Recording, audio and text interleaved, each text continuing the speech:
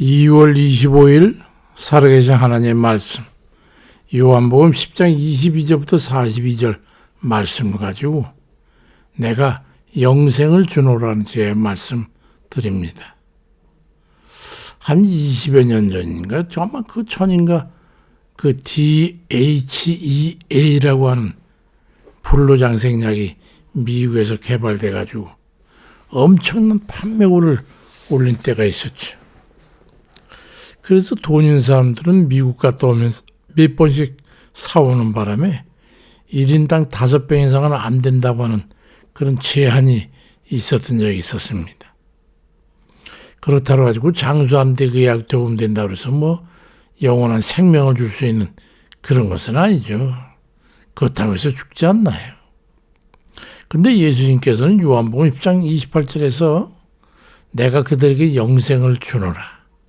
영원히 멸망하지 아니할 것이고 또 그들을 내 손에서 빼앗을 자가 없으리라고 확정적으로 말씀하셨어요.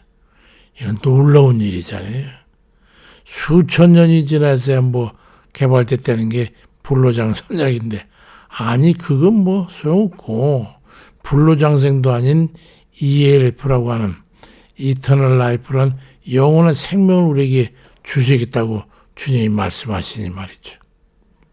근데 당시 유대인들은 그 말씀을 믿지 않았고 오히려 영생을 주시겠다고 예수님을 십자가에 못 박아 죽게 했습니다.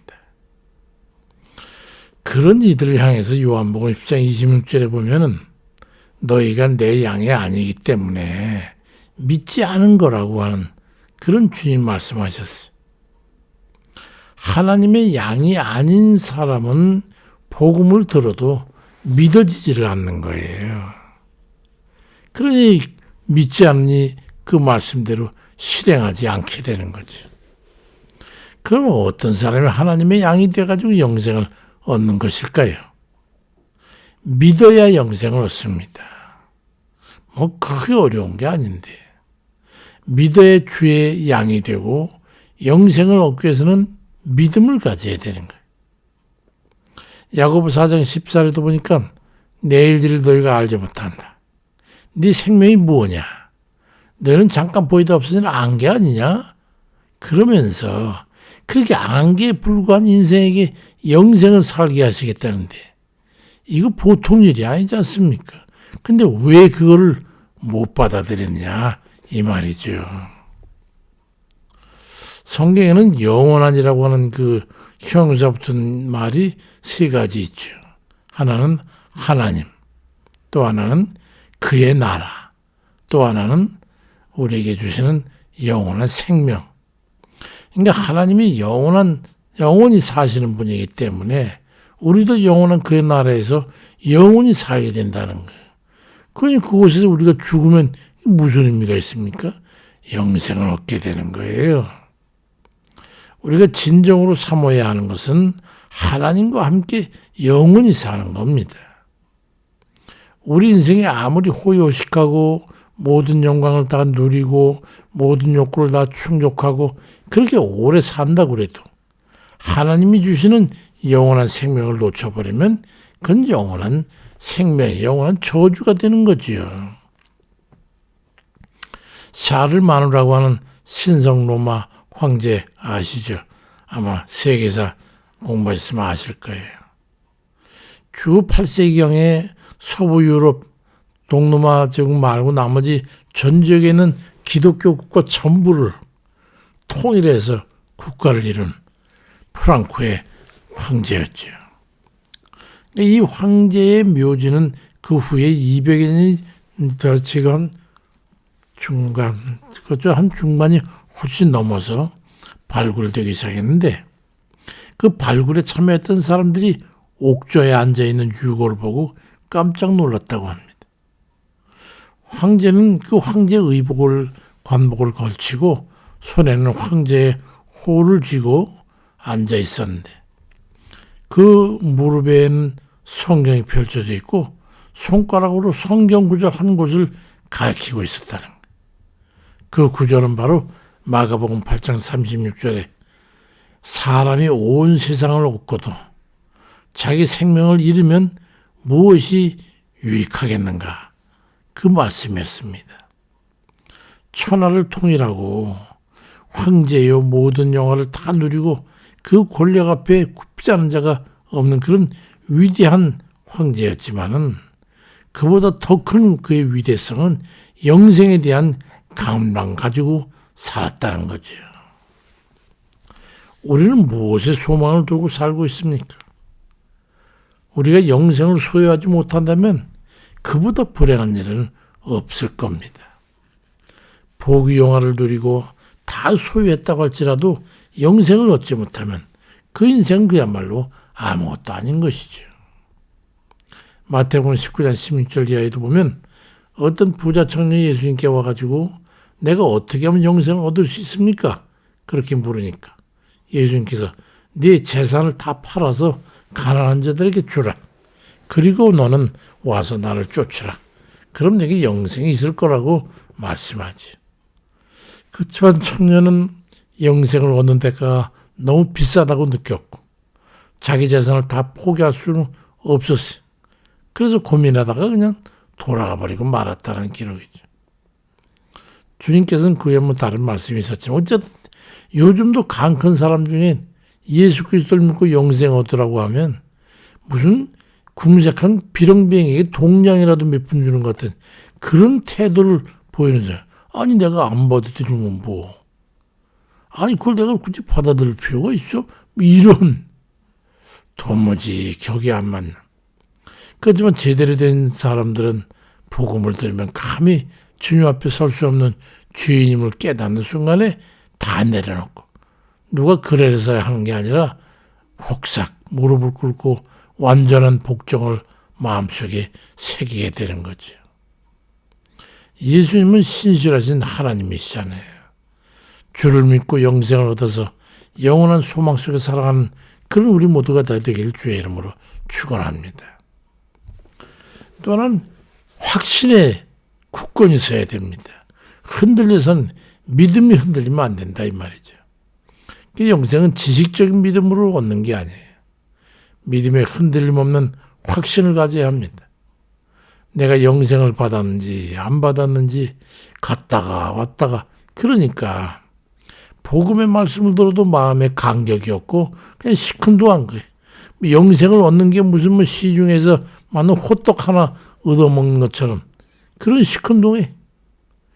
근데 루터나 칼빈 같은 위대한 종교개혁들은 대부분 사람이 믿음과 의심을 함께 가지고 있다 그러면서 믿음의 공고에 서기 위해서 굳건한 믿음을 가지고 끊임없이 기도하고 의지하고 그 확신에 거해야 된다고 말하고 있어요. 믿음이라는 건 보지 않고 확신되지 않는 경험되지 않는 그 약속을 의심 없이 받아들이는 거 아니겠어요?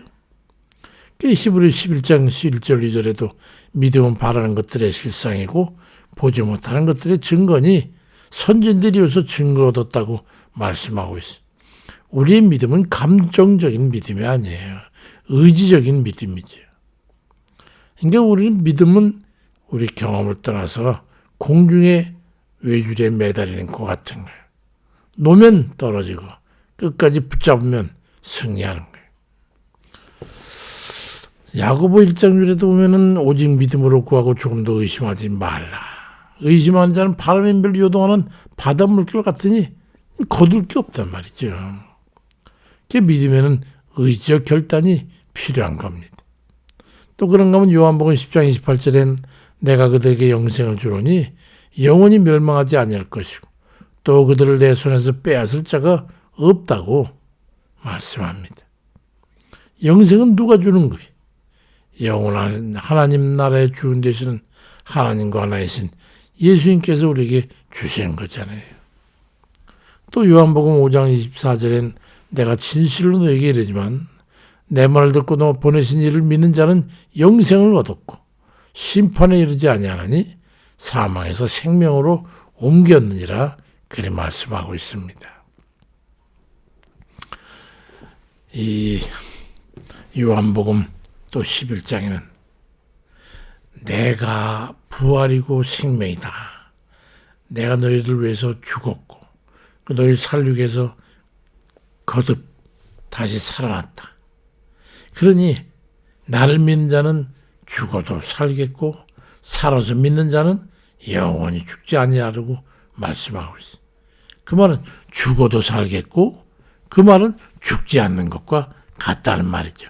영원히 산다는 말이죠. 수년 전에 그 라이언 화이트라고 하는 18세 소년의 이야기가 전 세계 사람들을 울렸죠. 이 소년은 18살 되는 애 에이즈로 해가지고 세상을 떠났는데 아니 소년 녀석이 말이야 무슨 성적인 문제 때문에 그래나? 그게 아니고 이 소년이 13살 되던 애에 혈우병으로 수술받을 때 이 수혈을 받게 됐는데 그 수혈 받은 혈액 속에 에이즈균이 감염되어 있었던 거예요. 안타까운 그의 사정이 전해지면서 당시 레이건 대통령도 대리를 보내 위로하고 각계각층 유명인들도 그를 찾아 위로하고 그랬어요. 그렇지만 뭐 할 수 없이 5년간의 투병을 하다가 결국은 임종을 맞이하게 됐는데 그때 그 아버지가 아들에게 울면서 사랑하는 아들아 너를 이렇게 보내게 됐으니 나는 어떻게 했단 말이고 몹시 울면서 슬퍼했어. 그래서 죽음을 앞둔 아들 라이언이 아빠는 나에게 18년 동안 이 세상을 즐겁게 살아갈 수 있도록 온갖 모든 애를 써주셨잖아요. 너무도 감사해요, 아빠. 무엇보다 아빠는 저에게 예수 그리스도를 알게 해주셨어. 저는 예수님을 믿고 영원한 생명을 얻게 됐으니 아빠는 저에게 영원한 생명을 선물로 받게 해주시는 안 되잖아요. 너무 고마워요, 아빠. 괜히 슬퍼하지 마세요. 저는 아빠의 사랑으로 영원한 생명을 얻었으니까요. 잠시 후에 저는 천국에 있을 거예요. 그렇게 말하고 세상을 떠났어요. 얼마나 귀한 믿음입니까? 믿음이 있는 사람은요, 영생 얻는 겁니다. 여기다 영생을 얻는 이들에게는 여생의 삶 또한 주님께서 인도하시면서 동행해 주시는 거예요. 요한 3서 1장 2절에도 사랑하는 자여 내 영혼이 잘된 같이 네가 범사에 잘되고 강건하기를 내가 간구하노라 말씀합니다. 믿으면 영원한 생명을 얻습니다. 우리 모두는 하나님 말씀을 굳게 잡고 그 말씀에 생명을 걸고 그 확신 속에 영생을 누리며 영원한 날에 대한 소망을 품고 여생을 살아가는 그런 이들 다 되시길 주의 이름으로 축원드립니다. 아버지, 우리가 주님 아무것도 한 수고 없지만은 우리 아버지께서 우리에게 믿음 하나만으로 영생을 선물로 준 걸 정말 감사드려요, 아버지.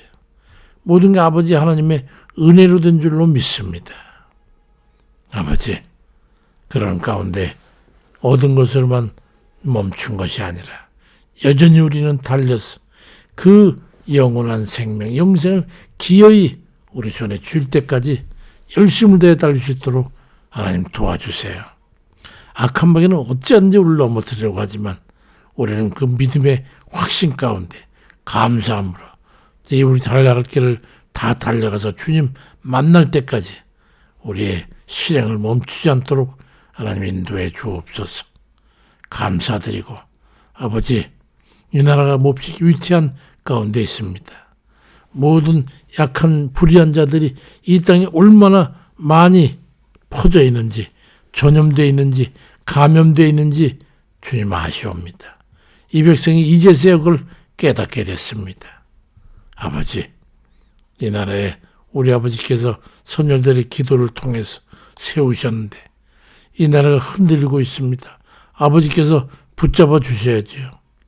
다시 한번 이 땅에 대통령이 바른 정치를 하고 기어이 저가 소명을 감당해서 이 땅을 다시 자유민주주의로 환원하고 불의한 자들 이 땅에서 다 주님 왜 망하게 아버지 하나님 심판하게 그 도구로서 사용되게 하옵시고 아버지 뜻을 따라서 하나님의 공의와 정의가 이 땅에 온통 다 덮이게 하옵시고 불의하고 붉은 무리들이 이 땅에 다 소멸되도록 아버지 역사에 주옵소서.